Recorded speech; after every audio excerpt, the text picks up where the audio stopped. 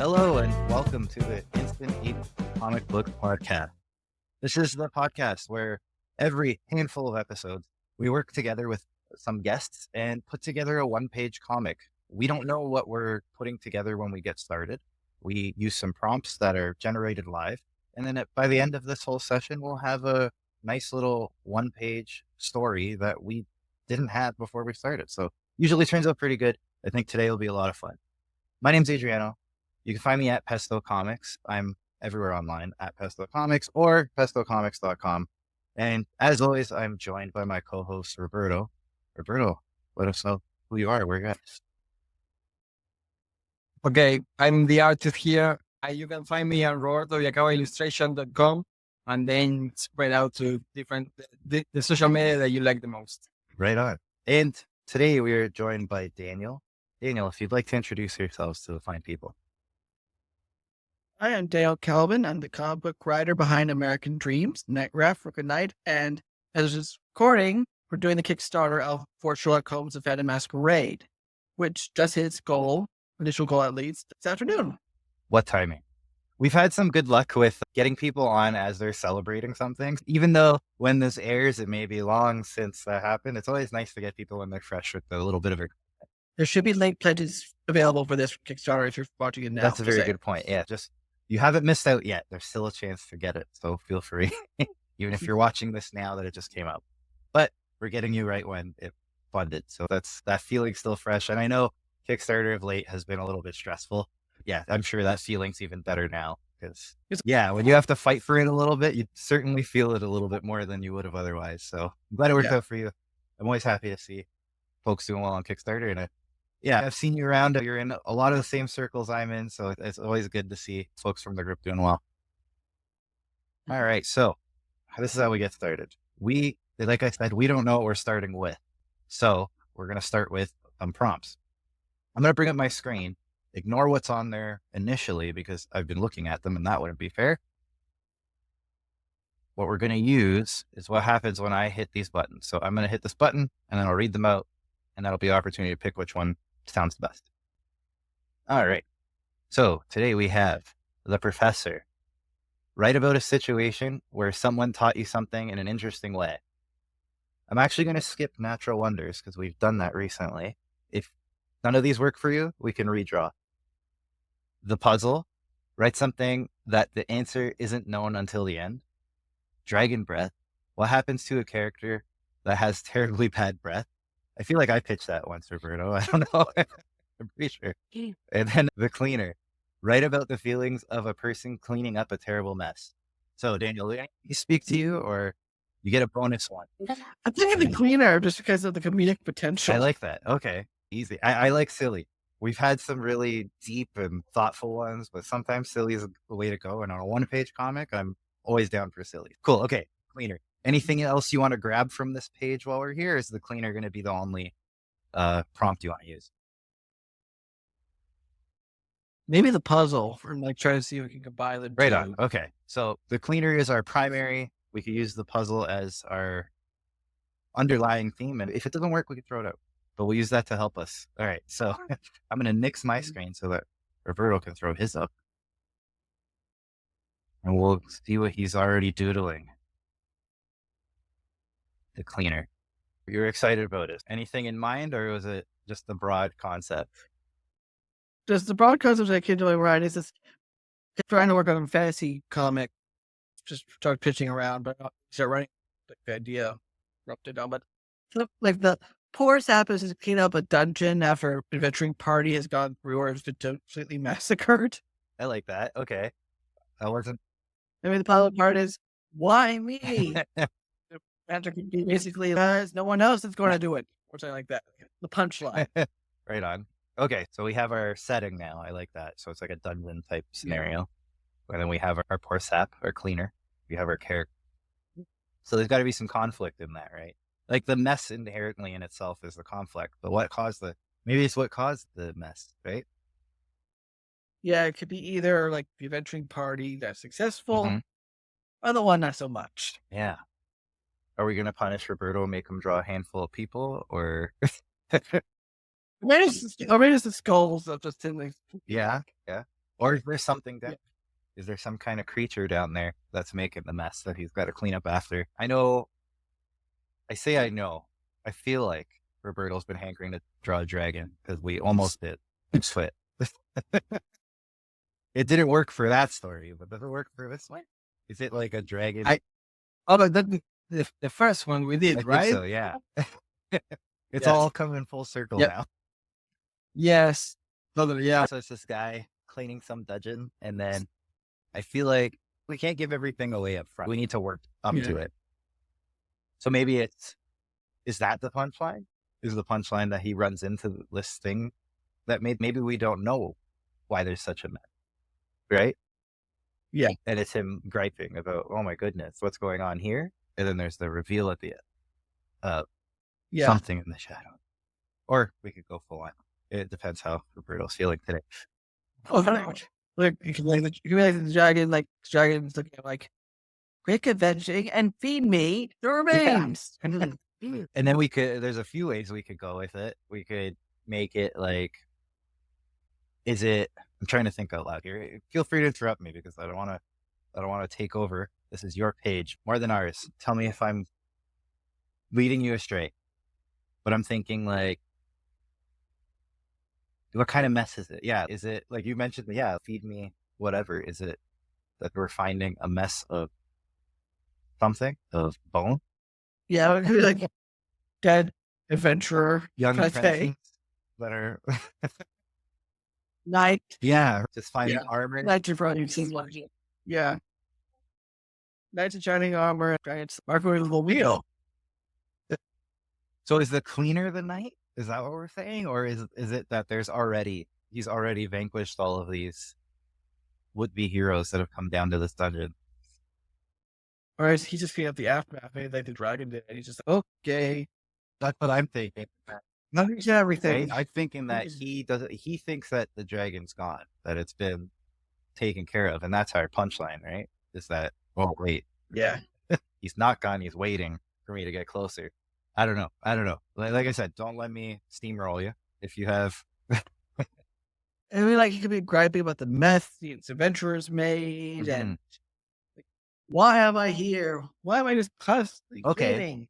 And the dragon could be like, because I'm the dragon. I eat, you bleed. maybe he doesn't. I pay you. Maybe he doesn't know, right? He doesn't know that this thing is. Or no, joke is like, dragons, because I pay you better than this castle. No one better, too better than the dragons. But they're paying boss. That's what. So this is like an anthropomorphic dragon. He's in a business suit, or Or no, he says regular dragon, but he might be like just sitting there like this. Going, because I pay you better wages than the king. okay, so he knows he's in a dragon's dungeon, right? Okay. That'll work. Yeah, he's in the dragon's employ. Right on. He's the dragon. There's certain places the dragon can't go. Okay, so we have our scene set. We know it's a dungeon. This guy's cleaning and griping. We have our final panel, which is this dragon that Roberto's letting loose on now, with that pose. I like the idea of the post. Yes. Yeah, to give him a Very, reference. very pensive. Yeah, that's good. Okay, we can't have a 2-panel story. I don't imagine we could, but so Right. how do we pad this? How do we pad this out? Not pad it, but what can we do to add some color to this? Like maybe it's focusing on what constitutes the mess, right? Like it's not just like grime, whatever. It's maybe something. Yeah, it's blood, it's skulls, it's hacked apart armor. Yeah, okay. But he's expecting it. That's what I'm trying to. If he's expecting it, we Yeah, and he could be sweeping it up and going, yeah, and he gives dental.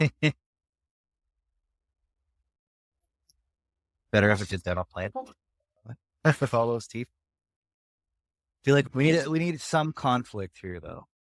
Something just to even emphasize that punchline. What can? I mean, like, Okay, vision. I already give you dental. It's a very It's a very American healthcare joke. We don't have but- dental here. I get that. Right on. Yeah. Okay. Maybe it's just a series of detailed shots of mouth cleaning blood or skulls or body parts of the inner, not the inner, the dialogue of the cleaner, then the reveal of the whole dungeon, and then the dragon is just dialogues, not much Yeah. than that. The reveal. Yeah. Like there needs to be something that happens other than him doing his thing. Maybe beats concusses the last night to his last health point with the broom. Maybe like someone else is down there, or yeah. For me, again, it's hard, right? Because even when you look at this page, you see that dragon. So the dragon's not the surprise. Like, how can you not? Like it's what captures. It's going to be what captures your eye every time you look at this. So that, although we could have a punchline via dialogue, the visual isn't going to be what does it. Just because naturally you look at a page. Whether you do it consciously or not, you're absorbing everything you're looking at. Yeah. So that's not gonna give us the punch. Pure like it's pure more existential puzzle. That's what gives it the punchline. We need more setup. I feel like that's what we're missing. Like we need like maybe it's thinking about what his gripes are, and then maybe we visualize that to a degree, right? Rather than relying on dialogue. Like his gripes are what? That he's not getting properly cleaning. He's cleaning a dungeon for a dragon. He's sweeping out the remains of horribly massacred bodies. Does he know one of them? Is that a conflict? Maybe it was the guy that was there before him. Maybe or maybe it was his old boss. He used to be the employee of. Yeah. Maybe. As he's like sweeping things away, he sees his face. He's, oh my God. Mr. York, I knew you well. Yeah. Maybe. Is that a good conflict? Like is he afraid of this dragon? I think he's afraid of this dragon. So maybe it's a dragon. It opens up with him seeing somebody he knows. Somebody he didn't expect. Like he's used to knights. Maybe that's how we can emphasize that with the dialogue and say, I'm used to seeing knights. I'm used to seeing whatever, but I'm not used to seeing this guy. And this guy is like either his predecessor or his former boss or whatever. And that's what gives him like some dread. Am I next? And then we got your chance for the punchline. Because I'm paying you better than he was. Like what are you worried about? Yeah. Like I give you. Big worry is I give you benefits. I want vision because I have dental. Yeah. Okay, maybe that's how. Okay, so is that Roberto? You're the tiebreaker. What do you think? Not tiebreaker, but sorry, what? You're I got too lost. focused on the details. So we're Yes. thinking, I was having fun with the face of the dragon. That's quite good. So I think what we're thinking to add some drama here is in one of those panels where he's like sweeping up, like it's someone he knows. Oh, So either, what did we decide on? Is it his predecessor or is it his boss? I feel like the boss makes sense. Yeah. For the Boss, like, yeah. the Like, so then it's now. but you're going to establish that on the dialogue, right? Because how to make him his boss? Yeah, we have just to use what dialogue but- to say. So basically, I think what the goal is that punch. Look, I'm giving you better benefits Okay. than this guy was. The guy that you just found dead. Oh, okay. Right?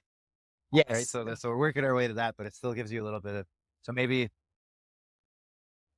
it that he sees this guy, and then through the dialogue, we'll say that he's panicking. Right? Oh my God, what did he do? Is he going to do this to me next? And then that's when we get that little conversation about, so what are you worried about? I'm paying you better. Yeah, but what did you say? I want vision. I already have dead. yeah. And that's your hammer drop there. Does that make sense? I don't know. Tell me. Yes, but there. So what's the tie there? There was another option, or what? What's that? Why I'm just you have another option, or when you want me to decide between? I thought Does that I sound like it understand works what- to you? Sorry, come again. Does that sound like an idea that works to you, or Okay. Yes. Yeah. We're asking for your approval. That's what we're asking. Oh, okay. Because we Okay. I thought you were stuck like, between two. you had a conflict between two I follow options. you. No, I think we were just talking about, it was mostly me talking out loud, or thinking out loud. But yeah, we were just trying to land on it, because we want that punchline. So how do we give that punchline some gravity, right? I think the real work is where Daniel's going to do his magic is dialogue too. I'll leave to you, because you know how to set up this joke. So, but that's much later. We still have to lay this out. So, as far as these first 3 panels go, so what order has more of an impact? Does he see it right away? Try to think forward to maybe how he's going to panic or whatever. But Maybe his foot accidentally hitting the helmet. okay, yeah. With the silver end, maybe. Yeah. So it's like him just cleaning the regular garbage, and then the next panel we see, oh shoot, I know this guy, right? Yeah. Okay. Let's see what Roberto heard us say. How are you gonna interpret that?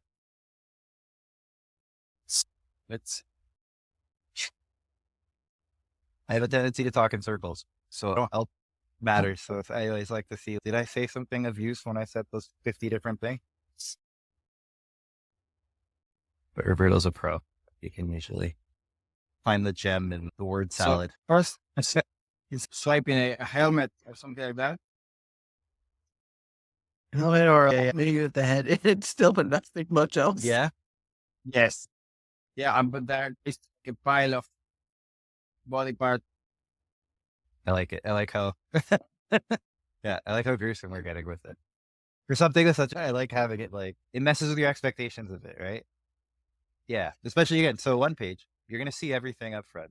You're looking at this, it's gory, it's disturbing, and then you read it and you're like, oh, this is just like a silly, this is a silly joke, which I like. That's good. Yeah. Sometimes the best setup is something very dark and you think it's something very serious. Yes. Yeah, right. And then you avert. Yeah, exactly. It pulls you out of it entirely, because again, the visuals are going to take you in one direction. Yeah. Right on. Because I did Holiday Spirits Volume 3 for Travis Gibb. I did a Hanukkah story. And it's called Bubby is Home Alone.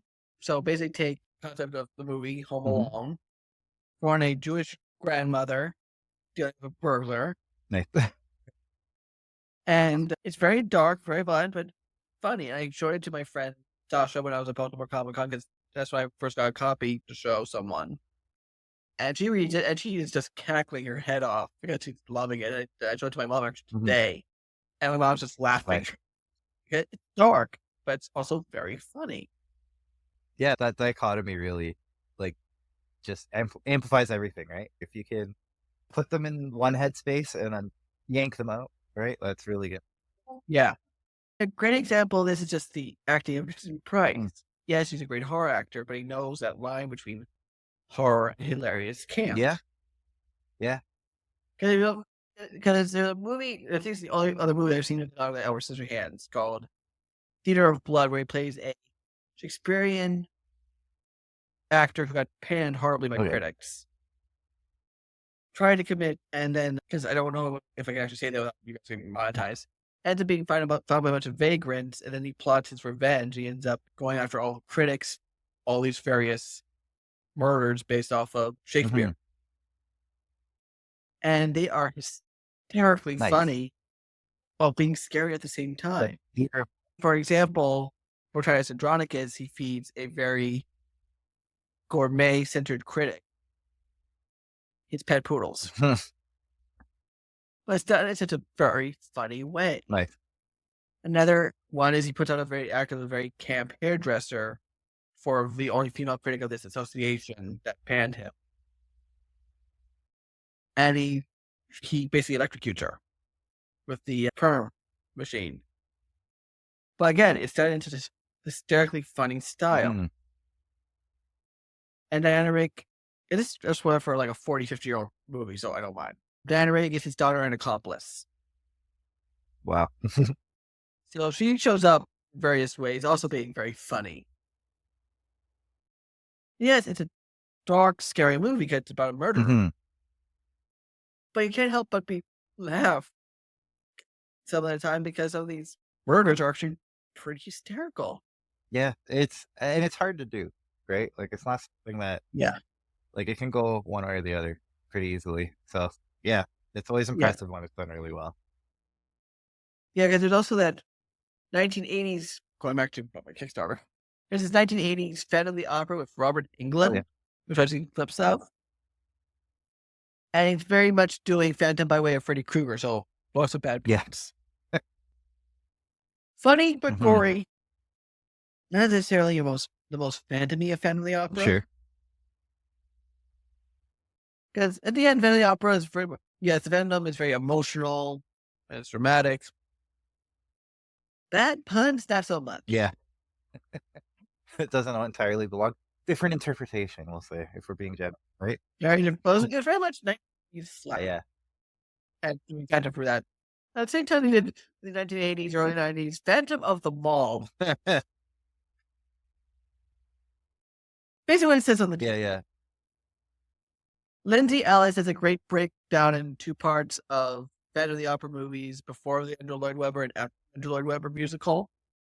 And some of them she's a lot of praise where it's doing. But when I get to like the post Lloyd Webber ones, it's just like a really great. It's so bad, it's good level, but she's still making fun of it. Well, she did say good things about the Charles Dance miniseries from the early 90s. That's right. The Tyrion Lannister played the Phantom of the Opera in a. Interesting. He was Tyrion, yeah. right? In Tyrion, Charles Dance played a heartthrob Phantom. You never see his face on mask, so he's just wearing the mask in every scene you see Okay. him in. But again, like every Phantom interpretation, there's a lot of rewrites. Sure. And what's really interesting is that version was originally based off a musical that was in production, being developed, and then Andrew Lloyd Webber beat them to the punch. Mhm. So they did the miniseries. It was not a musical, and it was a hit. So then they turned it back into Of a course, musical. yeah. No, but I think it's just called Phantom because, of course, Andrew Lloyd Webber has Phantom of the Yeah, Opera trademark for all musicals. And of course, speaking of him, everything I had to do for this comic, I had to be careful not to tread on his toes. He wasn't writing jokes in, I'm scared, not so much of the Phantom, but of Andrew Lloyd Webber's lawyers. Because, for example, I was talking to Jeremiah Shea, because my artist, and of course all our great cover artists like Benjamin Morris, Pesto Gioccini, and Kyle Clodfeller, like we can't do, for the most part, the plain white mask. Like you see the show, because this kind of mask is the one on the poster. This was trademarked. This one isn't really trademarked because you can see it almost every other Phantom. As long as we do it in a way that's unique. But you can't do this. Because we will get sued. Quickly, too, I'm sure, yeah. Yeah. And then there's also the fact that I include the character of Christina Rowell having a son. And so there's a musical called Love Never Dies, Andrew Lloyd Webber's sequel to Phantom of the Opera. And it's really, Rowell and Christine have a kid named Gustav, which I wanted to name my character. I couldn't because he named that character Gustav, so I didn't believe after the character of Rowell's brother from the original novel. Because my comic is more of a sequel to the original novel. And of course, you find out, in the musical Love Never Dies, it's really the Phantom and Christine son. I'm like, no, because creepy. In many ways, it's basically saying the victim had her her victimizer or abuser's child, and it's implied it was consent. It's just a lot of fair enough. You don't want to claim that either, right? No, so my version is specifically Raw and Christine's kid. He does have musical talent, but that's from her side of the family because her father, for the original novel, was a gifted violinist. But I do like a little bit of a tweak of Lord Webber because my joke is this book is Obsession Never Dies. And his musical Love Never Dies, but mine's more of a tagline and not something. Yeah, fair enough. So I'll see. Yeah. Nice. Is that public domain though? Just the novels? Phantom of the Opera is public Right on. domain. Okay. And The novel, the novel, original yes, novel, not the Rue. Andrew Lloyd Webber stuff. Yeah. Yeah, that's public domain. The English translation of it, most people get it. It's also public domain. Okay. I think the only place where the text of the novel is, but the text is not public domain, is French. Okay. Fair enough. The character itself is public domain because it's been over 100 years since the original publication. It's public domain. Even with them extending it over and over. Yeah, but I think that's also the reason why the Lon Chaney the opera movie, which is probably the best Phantom adaptation out there. So I think it's before what we call the Mickey Mouse Law. Sonny Bono, Copyright Act of blah, blah, blah, blah, blah. Yes, Sonny Bono was a congressman, and when he died, they named this bill after him. So they used to be, after X number of years, you have to renew copyright. Universal never did for the 25 Phantom of the Opera. Okay. So that version, including the 1927 reissue, is public domain. Right on. But Ozzy, I don't know how our Phantom looks like under the mask yet. We have purposely not designed it yet. Oh, interesting. That's the way to go. Yeah.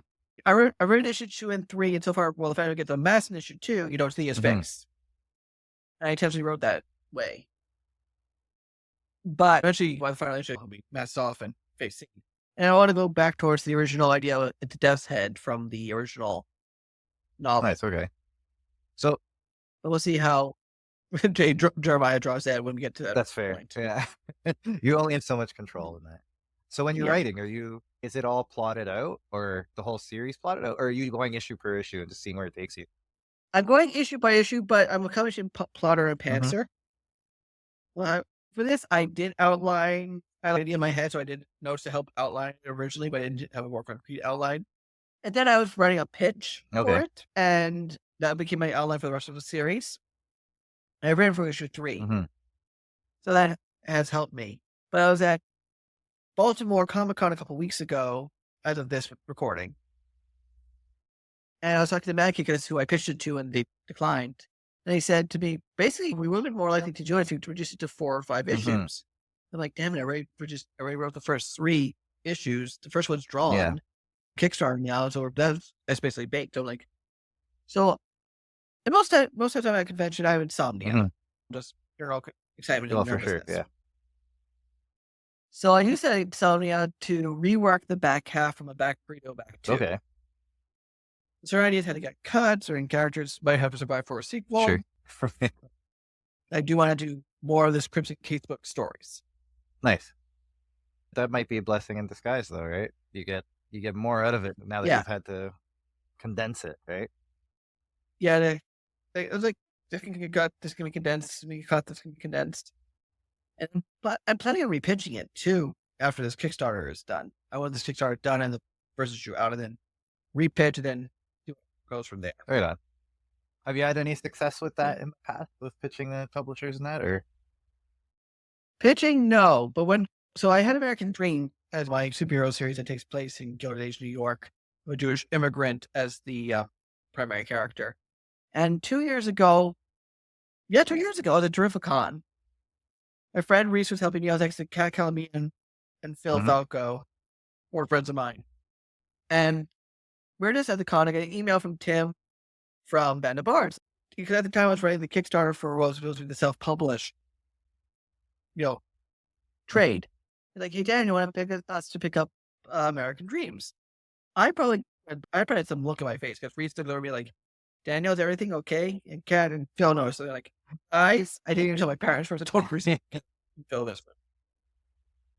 Yeah. And you go back, yes, after this convention. Nice. So my luck has been mainly I get picked up randomly. Yeah, so you don't have to pitch. They find you. I pitch to anthology. Sometimes I get in, sometimes I don't. Sometimes, in case that they get invited to pitch, and that pitch gets accepted, be invited to pitch. Yeah, fair enough. But I then pitching to a bigger publisher. Just blind. Yeah, no luck. Blind, no success yet. Also, at the time I first pitched it to Mad Cave, this whole fandom project, it was in black and white because I wanted to be black and white to save money. And could also get an idea of that old 1930s. It works for the genre, yeah. Yeah. So that was probably one point against. The other point against it was at the time it was 6 shares outlined. And so when I was doing this Kickstarter, the person decided we should put in color. Yeah. And we have time. So I hired my colorist on American Dreams, Warniaki Sahadewa, and I was sending my Kickstarter manager, Joey Galvez, and we're like, what kind of colors should we do? Should we do complex? Should we do simple? And we basically went through the idea originally of simple, 2 tones. This, I think, what's called, I don't know if it's called Blue Book or something. It's a James Tinian comic. Yeah. On Yeah, UFOs. familiar with that one. And that was the start point. But then I said, okay, if there's a certain mood shift, we can change the color, the primary color to tone. So you can, for a scene, maybe they start or being a calm blue, and then all of a sudden red. Right on. As it's a horror Yeah, moment. using color as a character. Yeah, so I do plan on repitching once this Kickstarter is done. That's awesome. Yeah, it's an interesting game. Because that was something the first issue done, I would help. Yeah. Yeah. You're proving do. that you could deliver, right? This story is going to happen whether you take this or not. The question is, do you want to take it? That's the pitch you're making at that point. Yeah. So, that's good. And then, yeah, I know Mad Cave in particular, usually sticks to 5 issues, right? That seems to be their MO. It's like 5. Hard Yeah, and I was talking to an editor at both ones. Yeah, if you did reduce it to 4 or 5, it's not like a guarantee, but it's more likely a place Mad Cave or elsewhere who would be more interested in picking it up as we drop down to 4 or 5. Yeah, you'll get through that primary filter. Because I don't know if I've ever, maybe except, what is it, Battle Cats? The rest is 5. Like every other series they've had, hard cap at 5. So yeah, even Nottingham, which has had 3 series and so they'll do that, right? anthology, all 4 or 5 issues Exactly. each. They'll do their arcs, but their arcs are like a new mini series, which is clever. It gets you your number 1 over and over, even though it's just like effectively the second arc, right? But yeah, I get where they're coming from there, especially and it seems they're also aiming for the trade, right? So 5 is like a perfect sweet spot. Your 120 pages, right? So 5 22-page issues. Perfect. Yeah, exactly. Yeah, I might have a little more leeway with the final issue, but I still have to fit within that little 22 to 24 page range of the story, plus ads and if you add pages, I don't think they're going to increase the price. So yeah, you got to keep that in mind, right? Yeah, it's not as freeing as Kickstarter, where this needs another 4 pages and you just do it. That's always comforting, right? Yeah, because now I have to figure out for Night Raft, because originally I wrote Night Raft to be a 3-issue series, which issue 3-issue arc, with issue 3 being a little exercised. Issue 2 is being drawn. We got a new artist, because the original artist, Esquivel, got picked up by this little known actor, Wesley Snipes, to do his comic. That's awesome. Thank you so much. And he's still co-creator. He's now art director, and Marcelo Muller, who was doing a bunch of ideas with me, is now the Night Raft artist. And so I'm thinking to myself, okay. But I think what I did was, so I was writing it quasi-Marvel style, in which case I was doing each page gets a breakdown, and just let the artist go at it. But Marcelo doesn't work like that, so I had to go back to that outline. Thankfully, it was a page-by-page breakdown and a rescript. Oh yeah, everything into full script. Oof. Well, I'm gonna have to do that for 3 as well. Oh goodness. And then I did to make it, so I have to cut pages to make it work.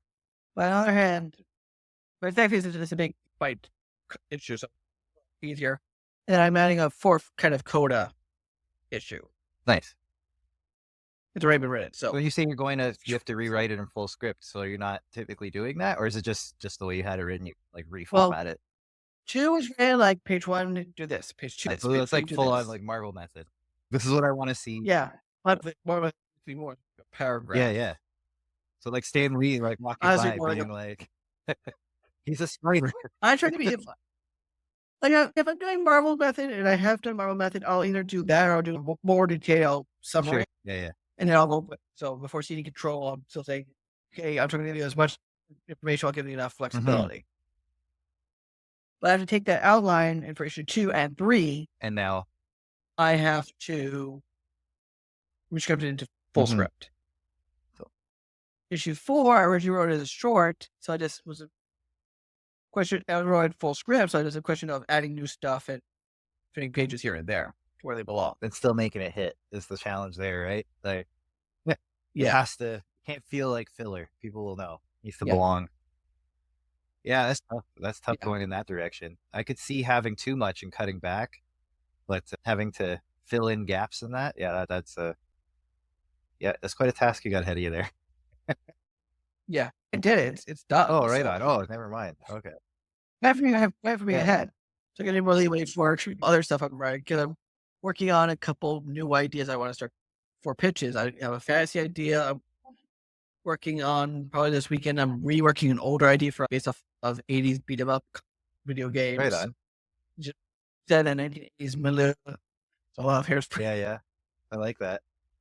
Oh, who does that a lot? Dave Cook. Have you seen his stuff? He's always on Kickstarter. He did like Killtopia and all that kind of stuff, but he's also doing all these video game like books, like history compendium things of like 80s beat 'em ups and stuff like that. Yeah, this is more of a more in 1980s era, 1980s beat 'em up inspired.